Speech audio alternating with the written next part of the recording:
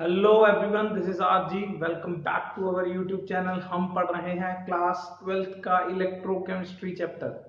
Fine. And अब तक हम बेसिकली चैप्टर के अंदर E nought of cell, E of cell from the Nernst and then conductance, conductivity and all ये सब Kohlrausch of independent migration of ion सब कुछ कर चुके हैं। आज का हमारा बेसिकली टेक्निकल लास्ट टॉपिक है, that is conductometric titrations. Clear?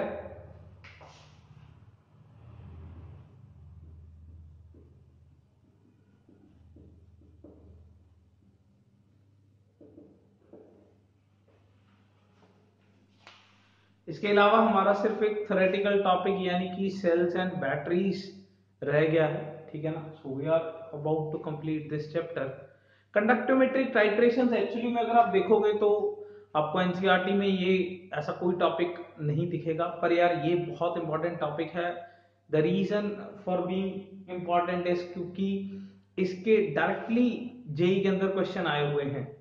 Fine. अगर हम बात करें कंडक्टोमेट्रिक टाइट्रेशन के ऊपर, सो आज के हमारे लेक्चर में हम इसका ऑब्जेक्टिव अप्रोच पढ़ेंगे। फाइन। काफी अच्छा लेवल टॉपिक है, काफी समझने वाला। एक्चुअली में कंडक्टोमेट्रिक टाइट्रेशन टॉपिक क्यों आया है, देखो जब भी दोनों शब्दों का मतलब समझ के देखिए। कंडक्टोमेट्रिक मींस कंडक्टेंस के साथ रिलेटेड चीज है, एंड टाइट्रेशन मतलब दो चीजें जब एक दूसरे के साथ रिएक्ट करती हैं, ठीक है ना, या एक दूसरे के साथ मिक्स करी हैं, तो क्या ऑब्जर्वेशन आ रहा है, बेसिकली वो टाइट्रेशन है। ठीक है ना? दो चीजें जब हम मिक्स कर रहे हैं तो अल्टीमेटली दो चीजें जब रिएक्ट कराई जाती हैं तो या तो आयंस बढ़ जाते हैं या कम हो जाते हैं, या वो एक दूसरे के साथ कंबाइन हो जाते हैं, कुछ तो होता है। एक आयन दूसरे आयन से रिप्लेस हो जाता है ultimately. Fine. an ion is replaced by another ion in a titration. So वो जो आयन रिप्लेसमेंट है उसके कारण हमारी कंडक्टिविटी को क्या हो जाता है, फर्क पड़ जाता है। उस चीज को एक्सप्लेन कर रहा है conductometric titration, like how the conductivity is changing by the titration. Fine. So ये टॉपिक क्या कर रहा है, how the conductivity is changing by doing the titration. Fine. तो इसमें बहुत सारे केसेस हैं। The very first case is titration of strong acid with strong base. Fine. Cases बहुत हैं, पर अगर आप एक दो केसेस को थोड़ा सा ध्यान लगा के समझ लें तो लगभग चीजें सेम निकल के आ जाएंगी। क्लियर? तो एक दो को काफी ज्यादा ध्यान देने की बात है, उसके बाद मैं भी काफी तेजी से इसे कंप्लीट कर दूंगा। So this is our case number 1। सो समझने के लिए हम एक स्ट्रॉन्ग एसिड यानी कि HCl ले लेते हैं और एक स्ट्रॉन्ग बेस यानी कि NaOH ले लेते हैं। क्लियर? ये मेरे पास इस साइड कंडक्टेंस है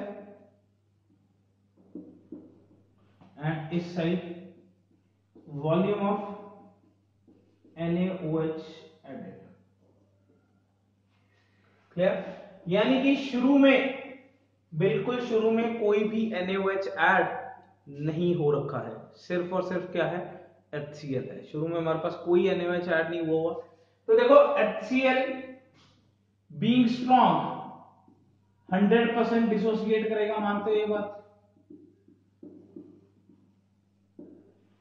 अगर ये 100% डिसोसिएट करेगा इसका मतलब हमारे पास 100% H+ ions and Cl- ions आएंगे।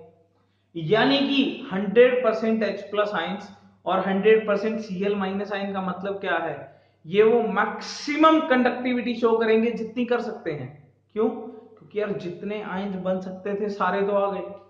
फाइन। तो ये अपनी मैक्सिमम कंडक्टिविटी पे होंगे। सपोज मैं इस पॉइंट पे ले लेता हूं, ये इसकी मैक्सिमम कंडक्टिविटी है जो 100% डिसोसिएशन पे आनी चाहिए थी। कोई दिक्कत? तो ये बिल्कुल स्टार्टिंग पे ले लिया है। जब कोई NaOH एडेड नहीं है तब इसकी कंडक्टिविटी कितनी है या इसकी कंडक्टेंस कितनी है, इतनी है। क्लियर? कोई दिक्कत? अब हमने टाइट्रेशन कराना स्टार्ट किया। देखो यहाँ पे तो कोई टाइट्रेशन नहीं है, जब कुछ डाला ही नहीं है तो कोई टाइट्रेशन ही नहीं है। अब हमने टाइट्रेशन कराना स्टार्ट किया तो जब टाइट्रेशन कराना स्टार्ट किया हमने NaOH डालना स्टार्ट किया। NaOH में Na plus and OH minus ion आए। NaOH में Na plus and OH minus ion आए। ये OH आयन सीधा जाके H प्लस को लग गया और बन गया वाटर। आपको पता है ये तो H प्लस OH के साथ मिलके जो वाटर बनाएगा, वाटर नेचर में जनरली क्या होता है, ये एक वीक इलेक्ट्रोलाइट है।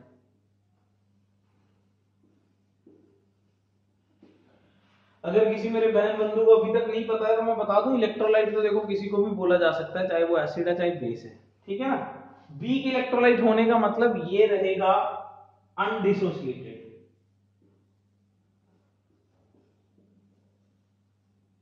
क्योंकि वीक इलेक्ट्रोलाइट का मतलब ही ये होता है। अगर ये अनडिसोसिएटेड रहेगा तो अनडिसोसिएटेड से हमें क्या नुकसान है कि ये जो पहले कंडक्टिविटी H प्लस के कारण आ रही थी अब वो Na प्लस के कारण आएगी। समझ रहे हो? जो पहले मैंने एक शब्द बोले थे, क्या बोले थे, जब भी आप एक टाइट्रेशन कराते हो आयंस बदलते हैं, आयंस बदलेंगे तो उनकी कंडक्टिविटी बदलेगी, उनकी कंडक्टिविटी बदलेगी तो उसी को तो चेक कर रहे हैं हम। कंडक्टियोमेट्रिक टाइट्रेशन क्या है कि टाइट्रेशन कराने से कंडक्टिविटी कितनी बदल रही है, यही तो चेक कर रहे हैं। तो अल्टीमेटली देखिए क्या था, HCl था, conductivity because of complete 100% H plus ion and Cl minus, मतलब मैं कह सकता हूं ये कौन सी कंडक्टिविटी है, because of 100% H plus and Cl minus ions, ये वाली जो है, क्लियर। पर अब क्या हुआ, अगर NaOH आया, ये OH H प्लस के साथ मिलके H2O बना लिया। अब किसी के दिमाग में आ सकता है सर Na भी तो Cl माइनस के साथ मिलके NaCl बना रहा है, पर NaCl तो सॉल्ट है, सॉल्ट तो हमेशा टूटा हुआ ही रहता है, टूटा हुआ रहता है इसलिए मैंने तो जोड़ा ही नहीं है। जब वो चीज टूटी हुई रहनी है तो जोड़नी ही क्यों है, जबकि OH H के साथ जुड़ के H2O बना लेता है जो दोबारा नहीं टूटता, क्योंकि पानी एक वीक इलेक्ट्रोलाइट है। फाइन, आपने पढ़ा होगा पानी का अल्फा डिग्री ऑफ डिसोसिएशन कितना होता है, पढ़ा नहीं है, 1.8 इंटू 10⁻⁻⁹ 100 करोड़ मॉलिक्यूल पानी के लेते हैं ना तो 1.8 टूटते हैं, इतना कम डिग्री ऑफ डिसोसिएशन होता है। 100 करोड़ मॉलिक्यूल लेते हो ना तो जाके कहीं एक दो टूटते हैं, क्लियर, ये तो टूटेगा नहीं। यानी कि अब कंडक्टिविटी किसके कारण है, इन दोनों के कारण, एक तो Cl माइनस के कारण और एक Na प्लस आयन के कारण। अब सोचिए before H plus and Cl minus, after Na plus and Cl minus.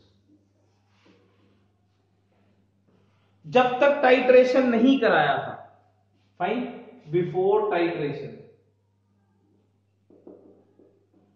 H plus और Cl भाई कंडक्टिविटी दे रहे थे, ये कंडक्टिविटी थी। अब जब टाइट्रेशन करा दिया है तो ये लोग कर रहे हैं, तो पहले कंडक्टिविटी ज्यादा थी या अब?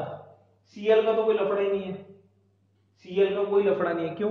कॉलरस ने बोला था ना इंडिपेंडेंट माइग्रेशन ऑफ आयंस, भाई Cl तो वहां भी वैसा ही था यहां भी ऐसा ही है, उसे कोई फर्क नहीं पड़ता उसके साथ H है या Na है, यही तो कॉलरस ने बोला था। आपके आयन को घंटा फर्क नहीं पड़ता कि उसका को आयन कौन है। इन दोनों को देखिए जरा, किसकी कनेक्टिविटी ज्यादा आनी चाहिए। अब मेरे को और एक बहुत पतले इंसान को भाग के ये गली के किनारे तक जाना है, कौन तेजी से जा पाएगा? याद आया कुछ? डेफिनेटली द हल्का atom. Fine, the lighter particle will move faster, जो हल्का होता है वो ज्यादा जल्दी मूव करता है। वैसे भी H plus and OH ions बहुत तेजी से मूव करते हैं, क्लियर।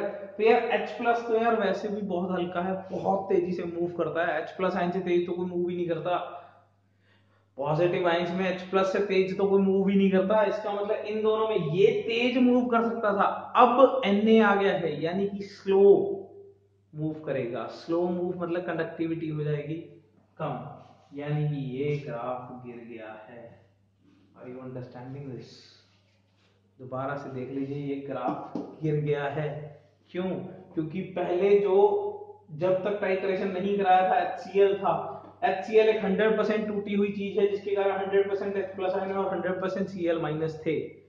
टाइट्रेशन कराने से क्या हुआ भाई साहब, इसके H गए, इसका OH ले गया, और OH लेके भी कोई ऐसी चीज बना गया जो अब नहीं टूटेगी, जिसके कारण हमारा कंप्लीट नुकसान हो गया है, कंडक्टिविटी का कंप्लीट नुकसान हो गया है। अब कंडक्टिविटी इन दोनों के कारण है, इन दोनों के कारण है, तो ये उतना अच्छा नहीं है जितना वो था, उतना अच्छा नहीं है, तो फिर कंडक्टिविटी क्या हो जानी चाहिए, कम हो जानी चाहिए, लॉजिक हो गई कम। तो यहां इस पर्टिकुलर पॉइंट को क्या बोलेंगे, इक्विवेलेंस पॉइंट। इक्विवेलेंस पॉइंट मतलब जहां न्यूट्रलाइजेशन हो गया है, फाइन, यानी कि यहां न्यूट्रलाइजेशन हो चुका है। न्यूट्रलाइजेशन का मतलब जितने H+ आए थे सारे के सारे अब रिप्लेस कर दिए जा चुके हैं, फाइन। यहां पे आके कंप्लीट न्यूट्रलाइजेशन का मतलब एसिड हो गया खत्म, फाइन। इसका मतलब क्या है, एसिड हो गया है खत्म, पर अब भी आप NaOH डालते जा रहे, ठीक है ना। यानी कि अगला केस, आफ्टर इक्विवेलेंस पॉइंट, अब Na+ एंड OH- आयन। देखो केस कितने बन गए हैं। सबसे पहले ये था ये वाला पॉइंट, क्लियर, मैं इसको मार्क कर देता हूं, this is number 1, this is number 1, this is 2, this is 2 which is going on, fine, and 3 basically क्या है ये, क्यों यार, अब मैंने ये इंक्रीज क्यों कर दिया, क्योंकि अब इन दोनों को देखो, देखो Na+ का तो कोई लफड़ा नहीं, कॉलरज कहता है भाई इंडिपेंडेंट माइग्रेशन ऑफ आयंस, और किसका लफड़ा है, Cl- और OH, कौन तगड़ा है, OH, कौन तगड़ा है, OH। वैसे भी H+ और OH आयन सबसे तेज दौड़ते हैं। और दूसरी बात, ये जो नई चीज आप ऐड कर रहे हो करते ही जा रहे हो, जिसके कारण नंबर ऑफ आयंस बढ़ते ही जाएंगे। तीसरी बात, ये जो नई चीज ऐड कर रहे हो ये स्ट्रॉन्ग इलेक्ट्रोलाइट है, स्ट्रॉन्ग इलेक्ट्रोलाइट है तो कंप्लीटली टूटेगा, कंप्लीटली टूटेगा तो वो दूसरी बात बढ़ जाएगी, यानी कि आयंस बढ़ रहे हैं, आयंस बढ़ रहे हैं तो फिर तो कंडक्टिविटी बढ़ेगी बढ़ेगी, फाइन। क्या था, ये बढ़ क्यों रहा है, पहला पॉइंट, OH भाई तेज भागता है। दूसरा दूसरा पॉइंट क्या है, अच्छा तेज भागते का मतलब क्या है, तेज भागते का मतलब है इनका जो जो E0 है ज्यादा फेवरेबल है, ठीक है ना। मतलब इन दोनों में किसका फेवरेबल है, इसका फेवरेबल है, इन दोनों में किसका फेवरेबल है, ये फेवरेबल है, ये मतलब होता है, मतलब हमने ये इलेक्ट्रोकेमिकल सीरीज से निकाला है ना, हमने कोई रेस नहीं करवा के देखी, फाइन, इलेक्ट्रोकेमिकल सीरीज से पता चल रहा है ये। तो इन दोनों में से ये तेज है। दूसरी बात, आप NaOH डालते जा रहे हो, आयंस बढ़ते जा रहे हैं, जितने ज्यादा आयंस होंगे उतनी ज्यादा कंडक्टिविटी होगी। एंड तीसरी बात, जो आप ये चीज डाल रहे हो ये भाई स्ट्रॉन्ग चीज है, स्ट्रॉन्ग चीज है तो ज्यादा टूटेगी, पूरी टूट के रहेगी, पूरी टूट के रहेगी तो पूरे आयंस बनेंगे, पूरे आयंस बढ़ेंगे तो मतलब दूसरा पॉइंट बढ़ गया, यानी कि ज्यादा आयंस हो गए, ज्यादा है तो फिर कंडक्टिविटी बढ़नी ही चाहिए, कंडक्टिविटी बढ़नी ही चाहिए। Is that thing clear? तो इसको पूरे को ऑब्जर्व कर लीजिए। तीन केस है, सबसे पहले सिर्फ HCl है, ये पॉइंट हाई रहेगा काफी, रीजन भी स्ट्रॉन्ग है, पूरा टूटा हुआ है, बढ़िया आयंस है, फाइन। उसके बाद ये डिक्रीज कर गया, the reason for that is जो नए टाइट्रेशन के अलाउंग आयंस आए उन्होंने पहले के आयंस को रिप्लेस कर दिया, जो अब के आयंस हैं, ये जो अब के आयंस हैं वो पहले से ज्यादा तगड़े नहीं है तो डिक्रीज कर गया। कब तक, जब तक कि पूरा न्यूट्रलाइजेशन नहीं हो जाता। एंड देन उसके बाद अगर हम देखें तो ये क्या हो रखा है कि इक्विवेलेंस पॉइंट के बाद आप और NaOH डालते जा रहे हो जो कि आपकी कंडक्टिविटी को काफी ज्यादा इंक्रीज कर देंगे, कोई दिक्कत। This is case 1 of strong acid and strong base. ऐसे बहुत सारे केसेस, यानी कि वीक एसिड वीक बेसिस वगैरह के पढ़ने बाकी हैं, 2-3 केस ध्यान देने वाले हैं, उसके बाद काफी रिपीटेशन हो जाएगी, आपके दिमाग में बैठ जाएगा। Let's have the second case. So second case जो इसमें बना है वो है titration of weak acid with strong base। Fine, पहले दोनों स्ट्रॉन्ग थे, अब हमारे पास एसिड क्या है, वीक है, ठीक है ना। जितनी भी वैरायटी है उसको कवर करना है। सो इसको मैं एग्जांपल के लिए यार CH3COH मान लेता हूं, एंड इसको एग्जांपल के लिए NaOH। टेक्निक लगभग सेम है, पर वीक होने के कारण थोड़ी सी बातें ध्यान देने वाली हूं। Conductance and volume of NaOH added, fine. यानी कि मैं मान के चल रहा हूं वीक मेरे पास ऑलरेडी प्रेजेंट है एंड उसमें मैं स्ट्रॉन्ग चीज डाल रहा हूं। क्लियर, चलिए मूव करते हैं। ये बंदा भाई क्या है, ये जैसे उसमें ये स्ट्रॉन्ग था, इसमें ये वीक एसिड है। वीक एसिड का मतलब क्या है, 100% डिसोसिएट नहीं करेगा, लेस देन 100% डिसोसिएशन, और लेस देन क्या, आपको भी पता है ये वीक जो लोग होते हैं ना, ये तो 10-20% ही डिसोसिएट करते हैं। फाइन, तो मान लेते हैं 10% डिसोसिएट करा, फाइन, सपोज 10% हुआ, क्लियर। तो होगा क्या, 10% तो CH3COO आयंस है एंड H प्लस आयंस है, जबकि 90% CH3COOH ही पड़ा है।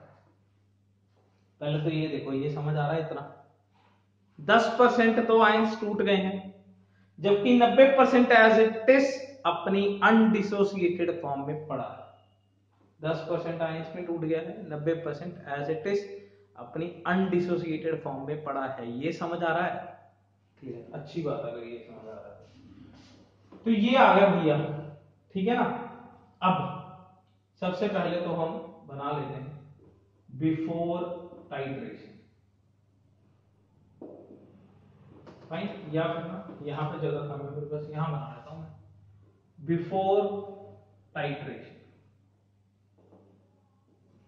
क्या है मेरे पास, CH3CO माइनस और H प्लस आयन कितने, 10%, एंड CH3COH 90% अनटूटा हुआ, क्लियर। तो आप खुद सोचिए, ये ज्यादा आएगा कम आएगा, कम ही आएगा यार, जब टूटे तो है नहीं आयंस, जब टूटे नहीं है तो कम ही आएगा, कम आएगा। तो यार मैं अब इसको नीचे बनाऊंगा, ये जो पहले काफी ऊपर बनाया था अब मैंने नीचे बना लिया, क्लियर, कोई दिक्कत। वैसे आप कहीं भी बना लो, पता तो चल नहीं रहा, अगर मैं यहाँ बनाता वो भी कम ही होता, क्या पता वो ऊपर वाले के हिसाब से कम ही होता, इजंट इट। तो मतलब अपने को पता है कि ये ज्यादा है, ये कम है, क्लियर। चलिए अब टाइट्रेशन कराना स्टार्ट किए, ये भाई साहब आए कौन, अब ये तो यार कंप्लीटली टूटने वाला है, ये तो Na plus and OH minus देगा 100%। पर मुद्दे की बात ये है कि डाल तो धीरे धीरे रहे ना, तो सबसे पहले ये क्या करेगा, जैसे ही थोड़ा सा डाला, देखो जैसे ही थोड़ा सा डाला, ऐसे नहीं है पूरा डाल दिया, ऐसे थोड़ी होता है, थोड़ा थोड़ा करके डालते हैं, ये इसको मिलेगा एंड ये बना देगा पानी। अब वही बात, पानी क्या है, वीक इलेक्ट्रोलाइट, आसानी से टूटेगा नहीं, टूटेगा नहीं तो कंडक्ट नहीं करेगा, कंडक्ट नहीं करेगा तो घट गया, बहुत नुकसान हो गया। ये है वीक इलेक्ट्रोलाइट। तो भाई अब क्या हुआ, अब हमारे पास आफ्टर केस क्या है, H रिप्लेस हो गया भाई इससे, तो अब हमारे पास है CH3COO माइनस और Na प्लस, कितना कितना है ये, 10% ही तो है, 90 तो ये एसिड ही पड़ा है, 10%, बाकी तो ये ऐसे ही पड़ा है यार, ये तो कंप्लीटली वैसे ही पड़ा, इजंट इट। तो हमारा नुकसान हुआ ये इन दोनों को कंपेयर करो, ये वैसा ही है, ये वैसा ही है, ये देख लो बस, H प्लस की बजाय Na आ गया, H प्लस की बजाय Na आ गया, फायदा हुआ या नुकसान, बस ये बता दो, नुकसान डेफिनेटली। तो ये अब गिरेगा, पर ज्यादा नहीं गिरा सकते, क्यों ज्यादा क्यों नहीं गिरा सकते, क्योंकि पहले तो 100 आयंस गिर रहे थे, अब तो सिर्फ 10% है, तो नुकसान भी 10% ही हुआ होगा। अगर 10% नुकसान हुआ है तो ग्राफ ज्यादा नहीं गिरेगा, थोड़ा सा गिरेगा, क्लियर। देन देन मूव करते हैं आगे। अब जब ये सारा हो चुका होगा तो अब इसने क्या किया होगा, फाइन। अब मैं इस केस को रिमूव कर रहा हूं। अब ये बेसिकली अटैक करेगा इसके ऊपर, क्लियर। मैं केस 1 को हटा रहा हूं, अब ये इसके ऊपर अटैक करेगा। उधर हो चुका, डिसोसिएटेड वाला हो चुका, अब ये इसके ऊपर अटैक करेगा तो क्या बना देगा, CH3 COONA प्लस आयंस। अब क्या हुआ, हमारा फायदा हुआ कि नुकसान हुआ। वो चीज जो एक्चुअली में पहले अनडिसोसिएटेड थी, जिसके आयंस नहीं थे, उसके आयंस बन गए। क्यों, ये स्ट्रॉन्ग बंदा बन, इसने अनडिसोसिएटेड इलेक्ट्रोलाइट के साथ भी रिएक्शन कर लिया, फाइन। अपना जोर लगा दिया सारा इसके आयंस तोड़ने में, और इसके आयंस तोड़ के इसने वो H प्लस तो OH के साथ दे दिया और खुद ही ये फॉर्म में बना दिया। यानी कि वो जो एक्चुअली में अनडिसोसिएटेड था, इसका जोर लगने के चक्कर में अब डिसोसिएटेड बन गया है। यानी कि कंडक्टिविटी में तो हमारा फायदा ही हुआ, पर ज्यादा फायदा नहीं हुआ। क्यों, क्योंकि ये दोनों आयन कोई ज्यादा तगड़े आयन तो है नहीं, फाइन। यानी कि आफ्टर स्टेट क्या हुई इसकी, मतलब अब CH3CO माइनस और Na प्लस है 100%। देखो अब CH3CO माइनस और Na प्लस है 100%। क्यों, जितना ये 90 था इसको भी तोड़ के ये बना दिया, पर ये कोई ज्यादा तगड़े आयन थोड़ी हैं, इजंट इट। पर अब इस पॉइंट पे क्या हुआ,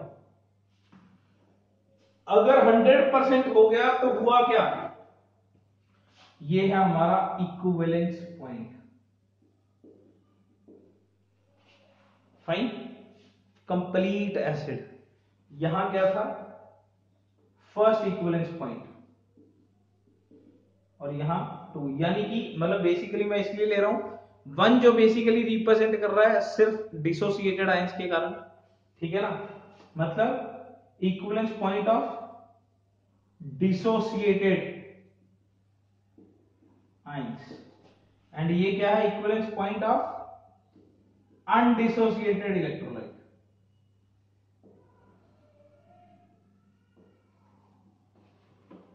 जो डिसोसिएट हो रखे थे उनके साथ तो ये हुआ यहां पे, और यहां पे क्या हुआ, जितना अनडिसोसिएटेड था वो भी सारा किसमें कन्वर्ट हो गया, CH3CO माइनस और Na प्लस में। अब इसके बाद क्या हुआ, आप और NaOH डाल रहे हो, आप और NaOH डाल रहे हो, तो फिर ये इंक्रीज करेगा। एंड इसका रीजन क्या है, इसका रीजन सेम ही है, आप और NaOH डालोगे, NaOH एक स्ट्रॉन्ग इलेक्ट्रोलाइट है, स्ट्रॉन्ग इलेक्ट्रोलाइट है तो फिर क्या, NaOH एक स्ट्रॉन्ग इलेक्ट्रोलाइट है तो फिर भाई वो ज्यादा टूटेगा तो आयंस बनेंगे, आयंस ज्यादा होंगे तो कंडक्ट ज्यादा करेगा, क्योंकि बिल्कुल लास्ट कंडीशन में तो हमारे पास Na plus and OH minus है, क्लियर। ये हमारी फर्स्ट कंडीशन है, ये सेकंड है, ये थर्ड है और ये फोर्थ है। फर्स्ट जब ये सिर्फ थोड़े से टूटे हुए थे इसीलिए नीचे बनाया, सेकंड नुकसान हो रहा है because H is now replaced by Na plus, third थोड़ा फायदा हो रहा है क्योंकि अनडिसोसिएटेड 90% भी अब 100 में कन्वर्ट हो गया है, क्लियर। एंड फोर्थ बहुत फायदा हो गया है क्योंकि 100% बढ़िया आयंस हैं जो कि ट्रैवल करेंगे, क्लियर, कोई दिक्कत। So this is the case of titration of week acid with strong base. एक बार दोबारा से देख लीजिए, हमारे पास एक वीक एसिड है और एक स्ट्रॉन्ग बेस है, क्लियर। वीक एसिड 10% टूटा हुआ लिया था, 90% आंशिक डिसोसिएटेड लिया है, तो ये अल्टीमेटली पहले 10% आयंस के कारण कंडक्टिविटी है कम, फिर हमने इसमें जब टाइट्रेशन कराया तो उसने इसका भी नुकसान करा दिया, जो 10% H प्लस आयंस थे वो भी चले गए। देन तीसरी जो चीज है वो बेसिकली है अनडिसोसिएटेड जो था उसे भी बेसिकली डिसोसिएट कर दिया स्ट्रॉन्ग है, तो थोड़ा फायदा हो गया। एंड फोर्थ जब सब कुछ एसिड का रोल ही खत्म हो गया, फोर्थ केस में एसिड का जब रोल ही खत्म हो गया तो NaOH ने अपना परिक्रम दिखाना स्टार्ट किया एंड डेफिनेटली कंडक्टिविटी को बहुत ज्यादा बढ़ा दिया। कोई दिक्कत? Clear?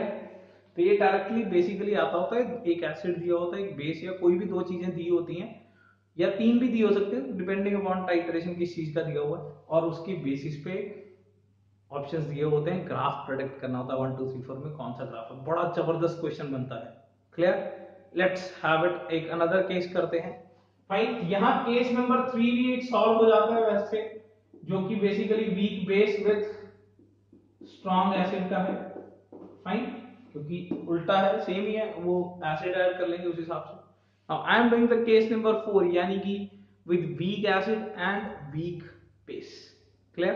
Let's have it. Case number 4 यानी कि titration of weak acid with weak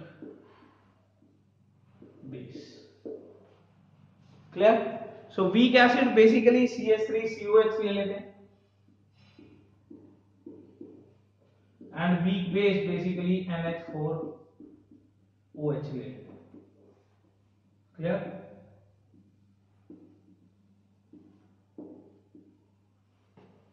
So basically this is volume of NH4OH added।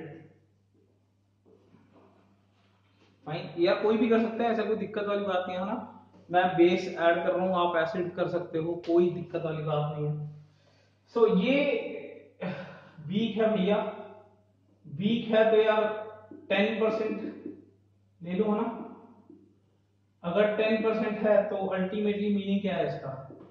10% CH3CO minus ions and H+, जबकि 90% क्या है? CH3COOH। यहां तक कोई भी दिक्कत नहीं है। ये भी पता है कि ये नीचे से बनेगा, क्यों बनेगा नीचे से? वीक है भाई, ज्यादा टूटा नहीं है, तो ज्यादा आयंस नहीं है, तो ज्यादा ट्रैवल नहीं करेगा, तो ज्यादा कंडक्टिविटी नहीं है, तो नीचे से बनेगा। कोई दिक्कत? क्लियर? चलते हैं फिर NH4OH पे। NH4OH, अब भैया ये वीक है तो यार ये भी कोई ज्यादा नहीं टूटेगा, ये भी कह सकता हूं कि 10% NH4 plus and OH minus.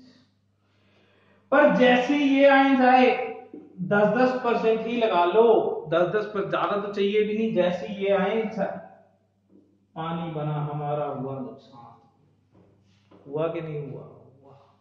अरे जितने भी आए तुरंत H+ को लगते गए। ये तो यार इसकी ना नियत ही बिगड़ जाती है, मेरे को लगता है H+ को देख के।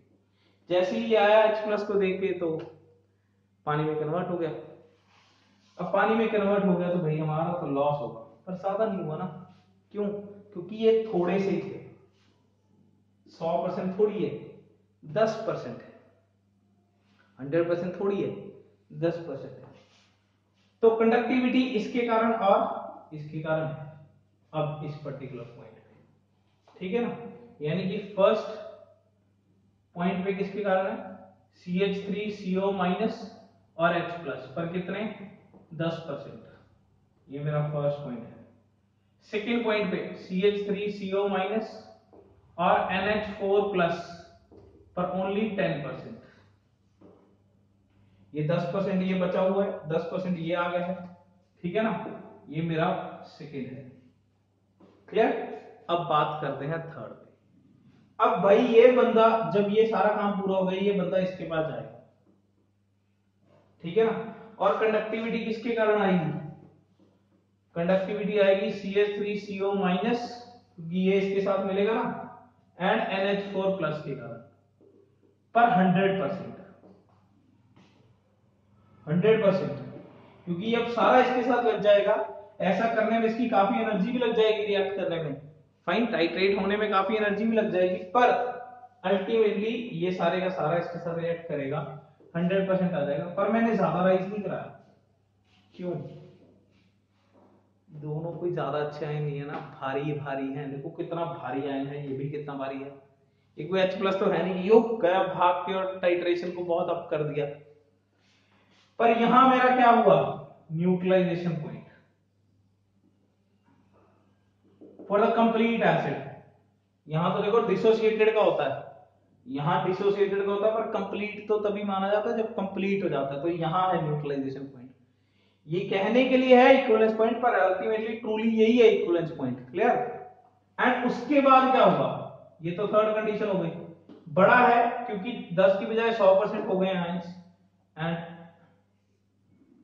इसके बाद अगर हम फोर्थ केस में देखें, अब मेरा क्या हो रहा है, ये वॉल्यूम ऑफ NH4OH एडेड। अब ये तो यार एक वीक इलेक्ट्रोलाइट है,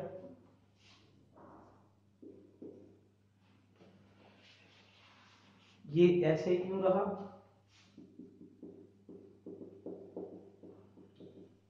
वीक,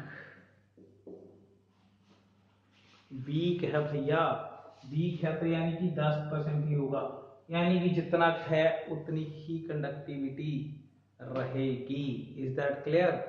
अगर हम यहाँ पे मान भी लेना ये दोनों ने मिलके यहाँ पे 100% आयंस बना लिए, तो ऐसा करने में ये बहुत एनर्जी लग गई होगी। हो सकता है इतनी एनर्जी ना ही मिली हो, तो ये 100% ना होके एक्चुअली में जितना मैक्सिमम बन सकता है उतना ही बना हो, तो ये यहाँ पे बना। पर अब ये कोई ज्यादा अच्छी कंडक्टिविटी नहीं निकल के आएगी। द रीजन बीइंग ये वीक है यार, ये भी वीक का केस है, तो ये 100% इसके साथ कर ही नहीं पाएगा। पर अगर हमने मान भी लिया तो ये भारी बहुत है, तो इतनी कंडक्टिविटी दे नहीं पाएंगे। इनमें OH हल्का तो था, बहुत कंडक्टिविटी राइज करा देता। अगर ये सपोज 100% है भी, ये तो भारी है, ये हल्का है बंदा, ये तेज कर सकता था, पर ये पूरा टूटा नहीं, क्योंकि वीक तो ज्यादा टूटता ही नहीं है। तो यानी कि ये अप नहीं आया, ये तो तकरीबन कांस्टेंट ही रहा, क्योंकि वीक की कंडक्टिविटी जितनी होती है उतनी ही रहती है, उसमें ज्यादा फर्क नहीं आता है। Is that thing clear? This was the third case, sorry fourth case of the weak acid with weak base. Third हो गया क्योंकि हमने थर्ड बनाया, थर्ड टेक्निकली वीक और स्ट्रॉन्ग के दो केसेस एक ही में कवर हो गए। Clear? So these are the third case. Next have the case number 5। So fifth case is titration of mixture of strong acid plus weak acid with strong base। Mixture दो चीजें, तीन चीजें ले ली आप, ठीक है ना, यानी कि HCl है, सपोज CH3COH है एंड NaOH है। फाइन, अब देखना है क्या होगा, कोई दिक्कत, तो इतना कोई ज्यादा घबराने वाली बात नहीं है, इन्हें निकाल लेंगे 2 मिनट में। अब हम करेंगे भी तेजी से, ठीक है ना, क्योंकि अब हम काफी लेवल तक समझ चुके हैं। ये हमारी कंडक्टेंस है, so will try to get it in 1 minute. देखिए कैसे, ये तो 100% H plus and Cl minus है, ये 10% CH3CO माइनस और H प्लस है। क्लियर? एंड 90% ये इसी फॉर्म में पड़ा है, ये आ गया NaOH, ये तो Na plus and OH minus है। पहले तो यार ये लोग हैं, देखो इनके कारण कंडक्टिविटी काफी अप होगी, लो जी अप ले लिया। अब ये बंदा चाहे वो इसका है चाहे वो इसका है, दोनों के साथ ही मिलके क्या बना लेगा, वाटर बनाएगा, जो कि हमारे लिए फायदेमंद नहीं है। तो ये गिर गया, कोई दिक्कत, कितना गिरा, जब तक कि ये सारे के सारे H प्लस आयंस हटा नहीं देता, दोनों के द्वारा जितने H प्लस आयंस हैं, यहां इक्विवेलेंस पॉइंट 1 आ गया, क्योंकि यहां पे HCl तो कंप्लीटली न्यूट्रलाइज हो गया, HCl is completely neutralised. Clear? अब देखो इस केस में ये बंदा भाई NaOH, अब ये सब होने के बाद ये बंदा सिर्फ इसके बचे हुए 90% के पास जाएगा। अगर हम इसको हटा दें, ये बंदा सिर्फ इसके बचे हुए 90% के पास जाएगा। याद करो क्या होता है, जब एक स्ट्रॉन्ग वीक के 90% के साथ मिलता होता है तो वो आयंस बना देता है, कौन से, CH3CO माइनस और Na प्लस के। वो जो चीज पहले टूटी नहीं हुई थी उसके आयंस बन जाते हैं, तो हमारा होता है फायदा, ज्यादा के कम, थोड़ा सा कम। क्यों? अरे क्योंकि भाई ये कोई ज्यादा तगड़े आयन थोड़ी है दोनों, ये ज्यादा अच्छे नहीं है। पर यहां पे आगे आता है इक्विवेलेंस पॉइंट 2, जब एसिटिक एसिड भी न्यूट्रलाइज हो जाता है पूरे का पूरा,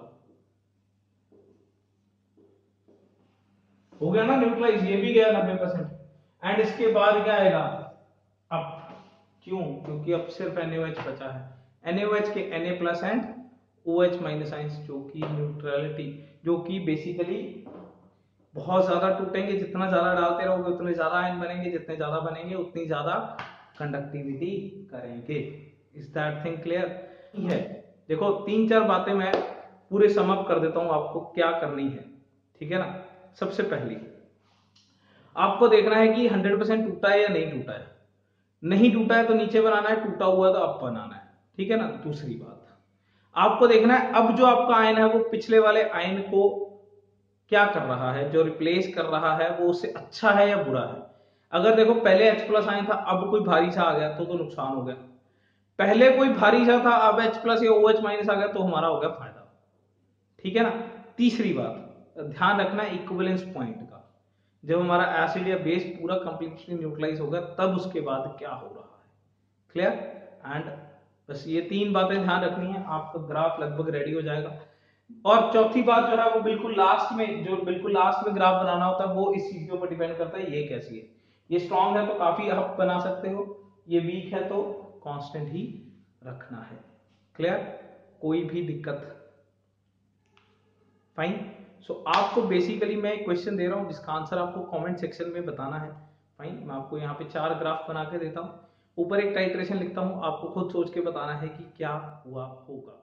next we have AgNO3 was added to aqueous KCl solution, fine. AgNO3 KCl solution के अंदर ग्रेजुअली धीरे धीरे करके डाला है, इसकी कंडक्टिविटी को मेजर किया गया है, आपको इसका conductance versus volume of AgNO3 का ग्राफ बताना है, क्लियर। सो देख लीजिए ये 3 डाउन अप, ये 3 पॉइंट, ये पता नहीं क्या बना रखा है, ये लगभग constant and then up, fine. So इन चारों में से कौन सा आंसर है, write down in the comment section and देखते हैं कौन सही आंसर बताता है, फाइन। चलिए मिलते हैं अपने अगले लेक्चर में, टिल देन पढ़ते रहिए, थैंक यू सो मच।